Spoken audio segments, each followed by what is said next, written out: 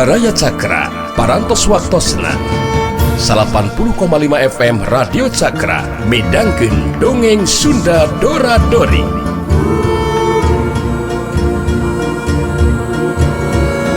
Simkuring sapara kanca ngahaturkeun wilujeng ngadangukeun.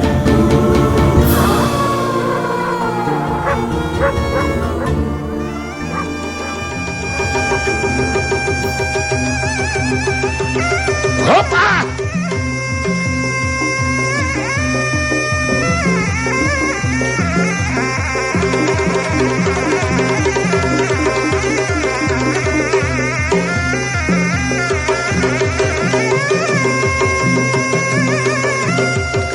Si Jarisati geus bisa nganyahankeun titik kalemahan lawan nyata bagian sirahna.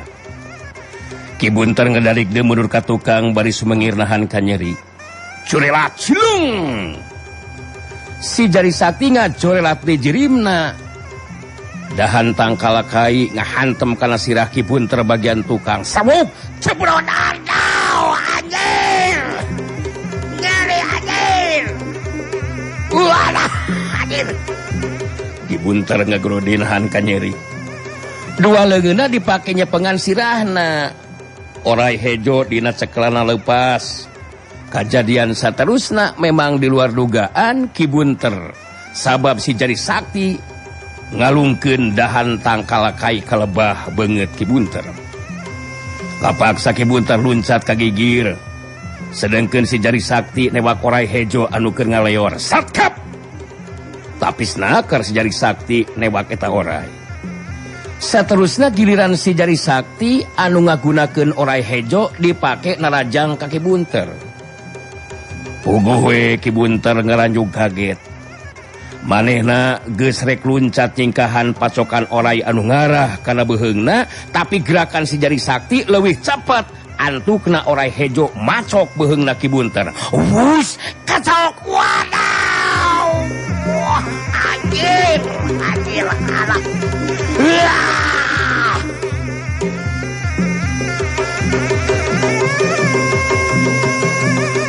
Ki Bunter ngabangkieng ka tukang. Orai hejo anu macok beheungna masih kene can ngalepaskeun pacokanana. Dalik deug. Jari jeug. Ki Bunter ngadalig deug mundur ka tukang bari sumengir nahan ka nyeri. Leungeun kencana dipake newak beheung orai hejo anu can ngalepaskeun pacokanana. Satap! Kalawang! Orai hejo dibalangkeun. Kaayanana geus garing paeh lantaran karacunan ku kakuatan racun anu aya dina beheungna Ki Bunter. Tina sirah Ki Bunter anu boretak herang bari remes ku getih. Dua kali sirahna beunang ku teungeulan dahan tangkal kai teh ngajadikeun Ki Bunter panona ririakan. Ki Bunter si Raja Wisa nyepengan di sirahna anu kadua leungeunna atau kedua leungeunna. Bari sumengir nahan ka nyeri. Niteup ka si Jarisakti terus nyarita. Si laing bisa nyaho kana kalemahan dewek Jarisakti. Dewek masih kene aya waktu ya. Pikeun ngayakeun di balitungan si Jarisakti. Dagoan siangke. Daguan sangke waktuna sia Jarisakti dewek bakal ngagabungkeun diri kaki buyut irang sia bikin gagempur ngacurkeun ieu tempat sia dihancurkeun jeung pangeusina sia ku aing tingalikeun sa Jarisakti dina waktuna sia iya curelak cung Ki Bunter si Raja Wisa ngacurelat ngejat tinggalkeun eta patempatan. Manehna geus teu untupan neruskeun lumakuna tarung. Sabab si Jarisakti tetela geus nyahueun kana titik kalemahan anggota balana. Saraswati jeung Wening jadi ngemplong hatena. Saraswati jeung Wening malah miranti gemeh bareng datang nyamperkeun ka si Jarisakti. Sangeusna deukeut Saraswati anu leuwih teu nyarita.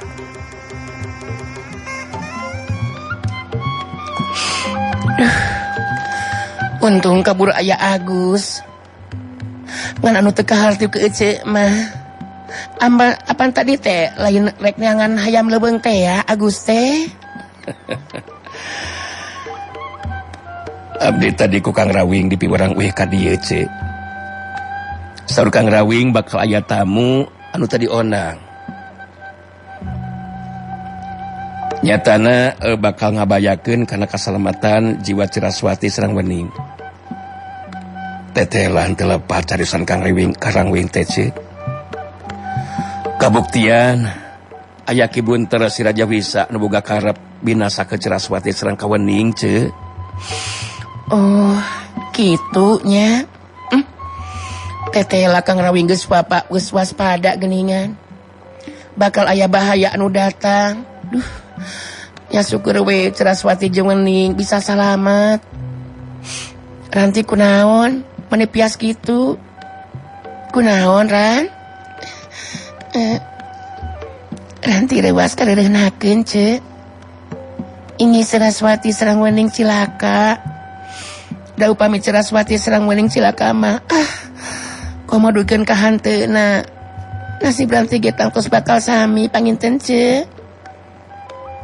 Si Jari Sakti ngajan tenang tung mere isarah ngantelkeun curug karena bibirna bari nyarita. Shh.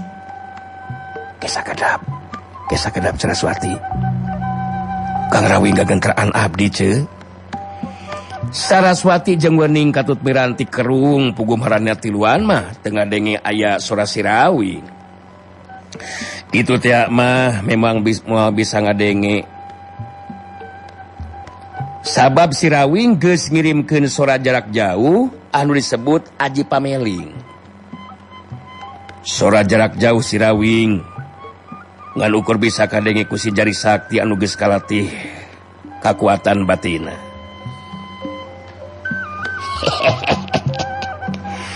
Gancang ka dieu deui Gus. Geus meunang 3 yeuh apanan hayam leuweung geus meunang 3 Gus urang beuleum. Karineangan bebetianana Gus. Apanan kudu dibantuan yeuh. Beut piraku akang rebo sorangan atuh Gus sok ka dieu Gus. Apanan keur nginumna ge kudu ngalak dawegan heula apanan. Sok buru ka dieu Gus. Apanan geus beres urusanna mah bener teu. Si Jari Sakti ngabagikeun paneuteupeuna ka Saraswati jeung Miranti katut Wening terus nyarita. Abdi digenteran ku Kang Rawing ce. Kedah ka ditu deui.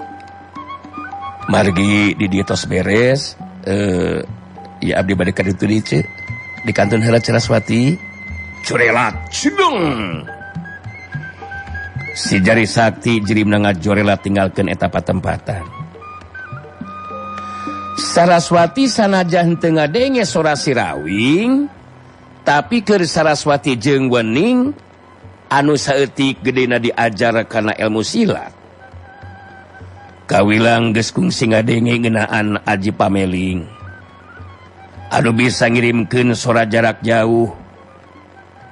Anu tangtu we boh pikeun anu ngirimkeun sorana. Kitu deui anu narima kiriman sora jarak jauhna. Kudu geus mibanda tahapan kakuatan batin anu geus bener-bener kalatih. Saraswati ngabagikeun paneuteupeuna ka Miranti jeung Wening terus nyarita. Kaayaan geus aman ayeuna mah. Urang neangan jeung ngumpulkeun regang-regang garing. Keur bebeuleuman we ayeuna mah Ranti, Wening. Urang henteu kudu kapangaruhan ku ancaman Ki Bunter si Raja Wisa. Anu bisa ngagabungkeun ka pihak Ki Buyut Ireng. Sarta bakal ngagebur ka dieu. Sabab Kang Rawing kitu di si Jari Sakti. Bakal badami pikeun nying hareupan eta ancaman, mun teh mah bener bakal jadi kanyataan. Sok hayu ah. Urang nangan regang gararing, keur meureum lauk teh ayeuna mah, hayu ah. Miranti jeung Wening geus teu loba ditatanya. Harita terus milu ngabantuan Saraswati neangan regang-regang anu galaring.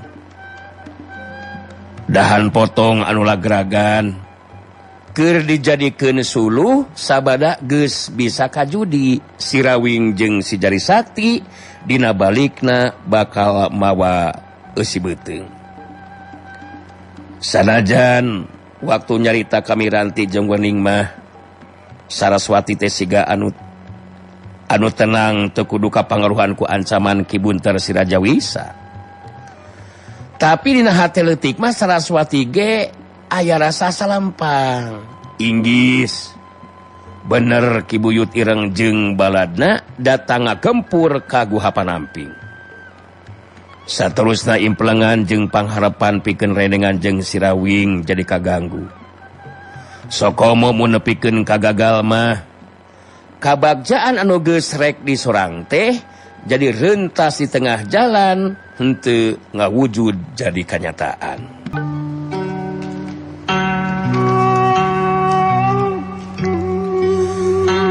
Wan Cipeuting sumanding di Banjarwulung harita di jero imah macicih. Harita galuntreng tiluan ngariung. Kartika jeung Rana katut macicih. Paroman Kartika anu hegar dina mangsa dina Cumarita. Aduh, ngasa peuting deui urang bisa ngariung ngobrol teh mah. Sabab dina peuting isukan mah kuring jeung Kang Rana bakal ninggalkeun Banjarwulung mah. Bisi mah rek milu mah teu naon mah. Kan kangaranan anu kakaburan kawantuan Cipeuting geus bisa kaukur ku kuring oge. Tang teu moal kabadanan ku mak mah. Nya tang teu moal atuh Nyimas. Kon wae mak mah henteu milu kabur oge Nyimas. Anu penting mah Nyimas Kartika kitu deui Den Rana bisa laksana na rupa karep jeung pamaksudan Nyimas. Sing salamet ulah nepikeun kagagal eta pamaksudan teh Nyimas. Sanajan ari dina hate mah teh tetep we salampang ieu teh Nyimas salampang. Nya lamun kaburna henteu bari barang bawa anu kawilang banda milikna Ki Buyut Ireng nu dipaling. Nya moal make kudu salampang mah teh Nyimas. Tapi apanan ieu mah atuh da nya kitu teh. Mangga we emut ku Den Rana. Macicih ngaret karana anu direret terus nyarita. Ya wajar we atuh mah. Mun ngarasa salempang teh mah. Tapi abdi duaan memang tos pada gilig pikir jeung hate ieu teh mah. Dina peuting isukan mangsa lumangsung pesta hajatan teh. Kaayaan anu paciweuh kulobana jalma jeung acara ya tang teu we mangrupa kasempatan anu hade. Anu kudu bener-bener bisa dimangpaatkeunana. Apaan kitu tikanya? Bener Kang Rana. Urang geus moal manggihan deui kasempatan anu hade. Saperti anu bakal lumangsung dina peuting isukan Kang. Anu jelas kaayaan urang geus aman. Sabab sugali daek teu daek kudu ngalaksanakeun parentah ti urang. Gempar sanajan sakumaha gagah jeung galakna tetep we uteukna mah bodoh. Buktina kan Gempar bener-bener percaya karena caritana Sugali.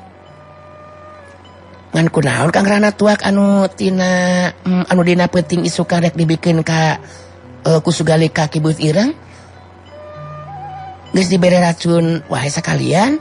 Apaan mun Ki Buyut Ireng aja mah urang duaan teh bakal leuwih laluasa Kang. Ari ti kabat kalaka nyarita kitu. Racun anu sakumaha hebat jeung kuatna moal aya anu mangpan ka Ki Buyut Ireng mah. Kakuatan ilmu anu ngalapis dirina mangrupa kakuatan anu henteu bisa ditembus ku racun. moal bisa tembus ku teluh werjit jeung gangguang atau ganggaung. Jadi moal aya hartina racun dihijikeun kana tuak. Malah ku kakuatan batina Ki Buyut Ireng bakal nyahuan dina tuak anu diimuna aya racunan. Atuh barabe sugali engke nu diguliksek mun nepikeun ka betus bahaya atuh keur urang. Sok emutkeun. Anu matak akang lain nyampuran ku racun, tapi ramuan anu bisa nambahan rasa tunduh Ki Buyut Ireng gitu. Ya kangaranan pangaruh nginum tuak terus tunduh mah secara umum KBG geus apaleun tika. Jadi maksud Kang Rana mah secara alami we tuak anu dibikin ka kusugali ka Ki Buyut Ireng teh gitu panyeutnya. Anu penting sugali anu kudu terus ngajakan nginum anu saloba-lobana ka Ki Buyut Irengnya Kangnya. Sangkan mabok terus ulang seling nepikeun ka ngaguheurna sare tibra. Sare teh beda ti bangke nya Kangnya. Tah Gempar mah bagian macisi teh eta mah nyamannya di mana si Gempar geus mimiti mabok asongkeun nyi Icin. Sina dibawa ke kamarna si Gempar. Geus we laluasa lah maling kitab Santi Kalaga jeung mustika manik maya teh. Jadi emak isukan kudu nepungan Nyi Icin teh nya maknya. Nya ari emak mah kumaha anu boga hadas we Nyi Mas. Da bogoh emak mah ngabantu teh anu sakirana kadada kaduga we. Kan mudah-mudahan mah salakina Nyi Icin teh can balik gitu Nyi Mas. Mun geus aya balik ka lamur mah rada bingung oge. Da nya ka usahana teh cenah nyeunan mebel ka wasi Tamrin gitu. Kadang-kadang sok ngojek ka wasi Imin. Kadang-kadang sok babantu we ka si Ingkos Jenan Suung gitu. Da sanajan alasan emak mah kajang eman heuh salakina Nyi Icin teh minta dibantuan popolah gitu. Tapi dah moal diidinan atuh kangaranan balik ka imah 2 minggu sakali mah. Kasina oge sanoan keneh atuh. Sanoan keneh blaem pasina oge. Komo atuh ngalora keneh ieu mah Nyi Mas. Bet kawas anu teu karasa wae ku Nyi Mas atuh jeung Den Rana. Kumaha mun hayang blaem mundur tak mundur maju tak maju dah semua bisa diganggu atuh. Si emak mah panjang teh si emak terakhir nyamun salakina teu nyidinan mah ancam we atuh mak gampang dititah ku Ki Buyut Ireng kudu ngabantuan popolah tos we kitu. Mun teu nyidinan Ki Buyut Ireng bakal datang ngajorak. Pastilah diancam gitu ge. Pirakun teu sieun tah salakina Nyi Icin teh mah. Nya make jurus eta mah tun Nyi Mas naon teh pastina gitu. Ngan ngeunaan Ki Buyut Ireng yeuh. Moal buah dina poe isukan wanci beurang manehna teh kaluar ti jero kamarna Nyi Mas. Bener numpina. Biasa nama mau aya acara rame-rame gitu mah sok benta awewe eta teh Nyi Mas teh. Ko si Apanti heula memeh Nyi Mas Kartika aya di Banjarwulung. Harita mah lain pesta hajat. Ukur riungan. Bisa jeung paguron-paguron anu datang. Apaan sare teh minta dibaturan ku anu jagalis. Gitu Nyi Mas. Oge wan jagelis anu masih keneh parawan. Bakal kana kitu ya oge siga nama Nyi Mas. Anduka teuing saha anu bakal dititahan ku Ki Buyut Ireng. Hayang salibaturan ku 2 urang manoja parawan teh. Ari dibatuan ke mah amit-amit leh keheulaan balalain teuing deh. Rana ngahulang sakedeung siga nu keur mikir. Caritaan Macici jadi pamikiran oge. sabab muntea mah bener dina poe isukan Ki Buyut Ireng boga karep kahayang seperti nu dicaritakeun ku Macici. Saterusna Rana anu diparentahkeunana tang tue bakal susah pikeun nolakna. Ningali Rana ngahulang siga nu keur mikir, Kartika terus carita deui. Kunaon ikang Rana betul Kang ngahulang kitu geuningan Kang. Mikiran naon sih Kang? Mikiran ya mun teh mah bener ye nu diomongkeun ku Macicih bieu nya Ki Buyut Ireng hayang dibaturan ku Anoja anu parawan keneh. Saterusna Ki Buyut Ireng mere pancen ka diri akang jelas parentahna teh moal bisa ditolak tika. Mun nepikeun ka kitu tang tuwe bakal aya pangaruhna dina mangsana urang peuting isukan ngalakokeun tindakan teh. Coba cikan kumaha ya cek pamikiran Macicih mah. Hal ari adir. Kumaha ari Den Rana kalakan nanyakeun ka emak masalah anu seperti kitu. Ih. Nyalu kata aing atuh Aden. Teu kapikiran ku emak mah. Bet kudu diajak mikiran Ki Buyut Ireng anu hayang blaem ari Den Rana. Saumur hirup mah macan kungsi ngalaman. Jadi mama dititahsina mikir. Komo nu aya hubungan jeung blaem mah Den Rana taing kumaha eta mah bagian Mas Kartika anu kudu mikir da mama kahiji can ngarasakeun kumaha eta teh blaem. Masa ukur kitu we mama digeseng-geseng kana juru panto. Kartika seuri sanggeusna aya hubungan kacinta jeung Rana, kaayaan Kartika jadi kawilang encer uteukna dina sagilakna mun kudu mikiran hiji masalah teh. Kang Rana teu kudu bingung Kang. Kitu deui mah Cici. Ngeunaan masalah eta mah geus bisa kasakuan ku kuring mah Cici. Pokona mah mak mah kari tinggal ngalaksanakeun we naon anu diparentahkeun ku kuring mah. Moal rek sina mikiran anu berat-berat mak mah. Tah Kang Rana oge teu kudu salempang Kang. Mun bener menang parentah ti Ki Buyut Ireng tenang. Anya kudu neangan parawan teh tenang. Tika geus boga keur jalan kaluarna Kang. Kieu jalan kaluarna teh Kang. Kartika ngajelaskeun deui bae ngeunaan jalan pamikiranana. Rana kudu ngaku dina hatena dina ngeunaan urusan pamikiran keur cara watawa ngungkulan hiji masalah henteu boleh aya we jalan kaluarna. Sedengkeun di bale sawala harita gempar jeung Surandaka malah Ki Jarong ge milu ngariung. Kitu disugali harita opatanna keur galuntreng ngalobrol. Gempar anu harita keur cumarita. Jadi dewek ayeuna pangna ngajakan ngobrol di dieu teh euy. Ngarah henteu ngaganggu ka Ki Buyut Ireng anu keur lumpi di jero kamarna. Di dieu mapan bebas rek kombong sakumaha tarikna oge.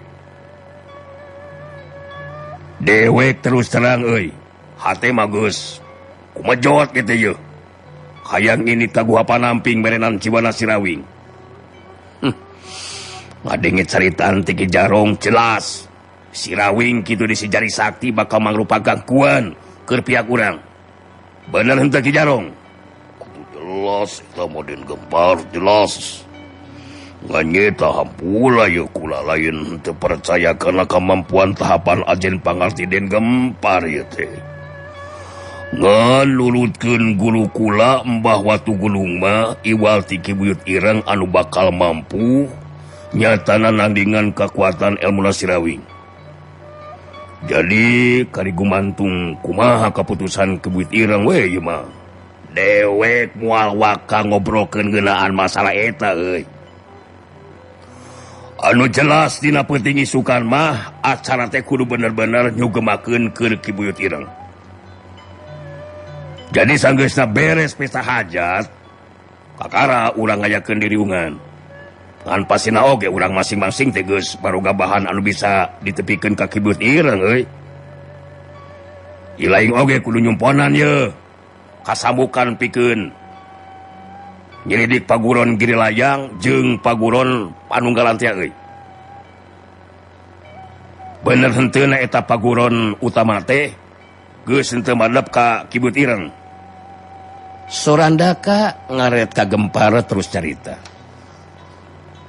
Daka muarek cari janji Kang Gempar. Ngeunaan eta dua paguron tangtu ku Daka bakal diselidik. Bakal diyakinkeun bener henteuna carita Nyimanintin teh. Ngan lamun teh mah bener, Kilunggana jeung Tubagus Rompe eta dua pupuh paguron kalah kaboga karap rek kagabungkeun diri ka Sirawing jeung si Jali Sakti. Mangka mun dina seuneu teh mah ulah didaguan, upama dina seuneu teh mah ulah didaguan ngagedean. Harita kudu gancang di pareuman. Kitu teh Kang Gempar. Memang benar Sornaga. Cacakan mun dewe geus bisa ngawasa setengah bagian we kakuatan ilmuna Ki Buyut Ireng. Sigana bener euy ngalakukeun tindakan ka siling ka note ka Silunggana jeung ka Tubagus Rompe, dewek anu bakal nindakna euy. Dina seunna ijen wawasen, dewek pasti bakal mampu ngungkulan ajen pangartina eta duang kalung. Selain kunaon tita tadi diperhatian ku dewek teh euy. Jadi bindang hulang-hulang kitu geuning kali sia kunaon teh? Ah? Mun geus tuluh heskeun kitu mah balik sia teh. Mikiran naon sia teh? Nya nu di pikiran mah acara pesta hajatan we Kang Gempar. Geus kabayang bakal ramena teh. Loba jalma, loba undangan nu datang, loba hiburan. Terus deui loba dahareun. Tuak istimewa geus disadiakeun. Matak sugema keur sarerea ieu mah. Duh. Ki Buyut Ireng ge pasti bakal sugema ka Gempar. Eta menjadi pikiran lain mikiran naon. Pasti sugema gali euy. Ngan dewe kudu taki-taki ye. Sabab ceuk anu kungsi ngalaman mah aya kalana guru dewe Ki Buyut Ireng mun aya karamean teh sok penta dibaturan ku dua urang parawan geulis euy. Cenah si parawan eta teh kudu anu orasinil keneh. Jadi mun teh mah bener Ki Buyut Ireng aya kahayang anu seperti kitu, pokona kudu aya nu sanggup pikeun nyumponanna euy. Ki Jarong si Maling Sakti harita seuri bari tos carita ditujukeun ka Gempar. Teh kudu salempang den Gempar. Urusan neangan parawan mah bisa ku deui kula. Kudilinglungkeun oge geus pasti bakal nuturkeun atuh. Atuh mun teu ku kula bisa oge ku Jaka Asmara manehna boga ilmu kamastura. Jadi masalah gampang lah eta mah. Kula sayaga diri pikeun ngalaksanakeun perintah Ki Buyut Ireng. Kitu tadi Gempar. Ari dewek mah boga pamikiran teh mun bener Ki Buyut Ireng butuh parawan geulis anu keur ngabaturan mah dewek rek mere parentah teh kasirana euy. Naon sababna dewek mere parentahna kasirana? Sabab eta mangkuluk teh goreng pisan kanak teh si koplok teh. Jeung si Galuh ngajaga jarak jeung dewek teh. Sok we malah datang milu ngariung ka dieu pan eueuh. Anu matak sanajan bener sirana teh hafal ajen pangarti mah leuwih punjul tibatan urang. Tapi manehna sakuluna ngarti atuh. Dewek nu dipercaya ku Ki Buyut Ireng teh. Anu matak engke geus beres hajat mah ku dewek bakal diobrolkeun. Kalakuan sirana anu goreng gadag jeung kurang hargaan ka dewek. sila ditindak tah mangkuluk teh ku Ki Buyut Ireng.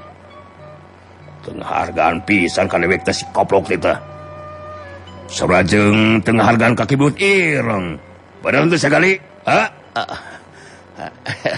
Nya benar gitu Kang. Benar pisan Kang Gempar. Ngan ari gali mah boga pamikiran teh lantaran nyeta kaayaan manehna teh saperti anu diobrolkeun ka Kang Gempar teh ya gitu Kang. Jadi geus teu ngarasa jadi lalaki manehna mah.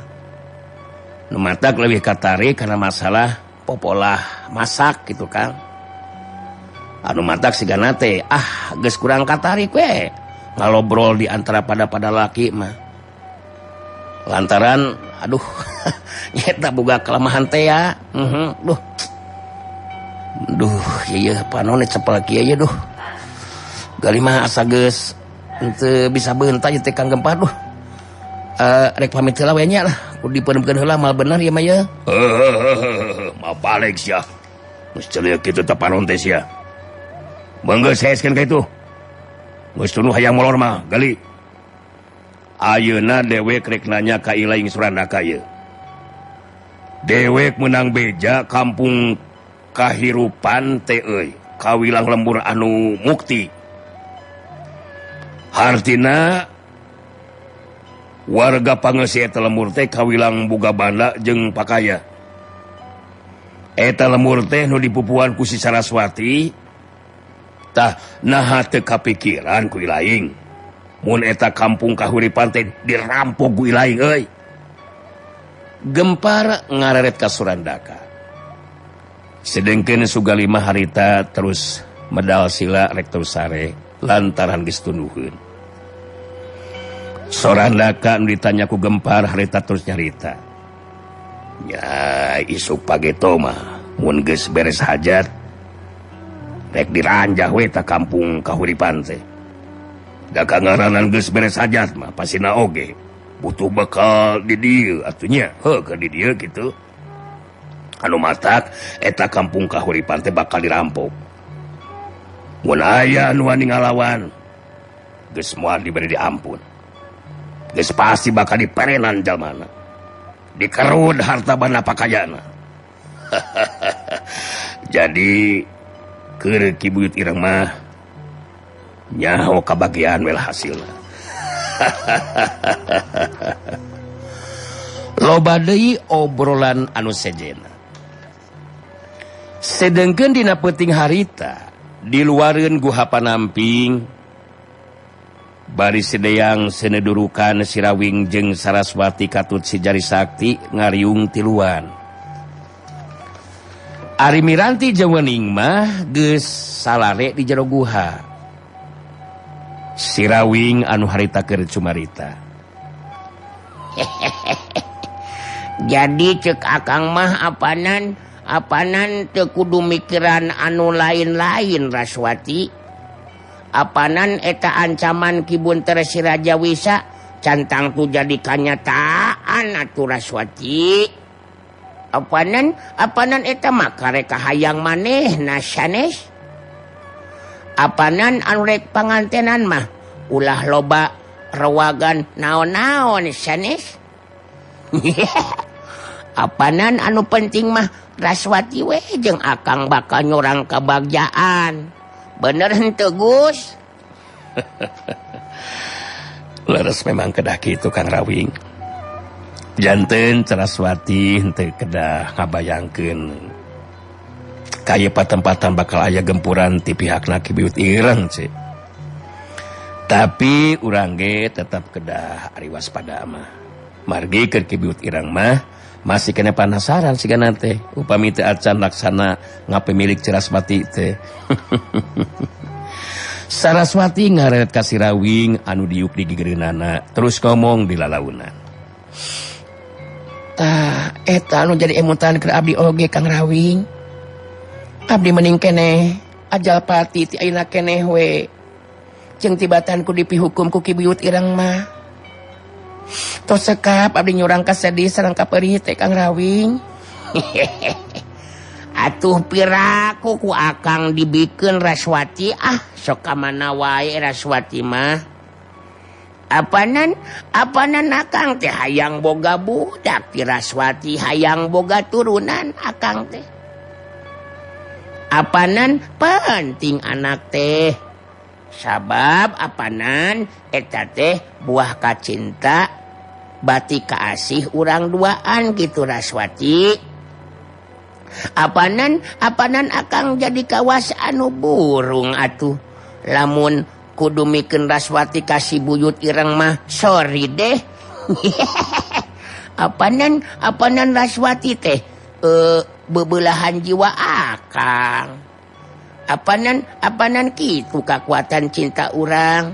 Apanan miranti jeung wening mah geus salare Ari Raswati can tunduh kitu teh kumaha atawa geus edek sare kumaha teh Raswati. Kitu geuningan Kang Rawing mah. Abdi ngeri ngobrol teh beut kalah ka diusir geuningan. Da tos tunduh mah abdi ge atuh pawartos. Teu kedah dijurung-jurung atuh Kang. Kitu da Kang Rawing mah ciwit gerak. Beuki geulis aduh. Ai geus ngadila kitu Raswati teh aduh. Aduh. Tuh da sok mana-mani wae Kang Rawing mah. Si Jari Sakti saleutik bari terus ngawalon. Sanes henteu purun Saraswati. Mung bilih we tos tunduh maksud Kang Rawing mah panginten. Beuteut apal keneh bae kan adat Kang Rawing geuningan Saraswati mah. Janten cek abdi mah Saraswati henteu kedah seuremutan lah. Atanapi ruangan anu sanes-sanes ce. Urang sing yakin enjing pagetu Saraswati sareng Kang Rawing bakal salamatan rendengan ce. Abdi sanes bade ngiring bingah sareng Bagja. Namun abdi ngiring tanggung jawab gitu ce. Mun teu mah aya nu rek ganggu kana kabagjaan sagraduaan ce. Tah sakitu jelasna apanan caritaan ti si Jari Sakti Raswati.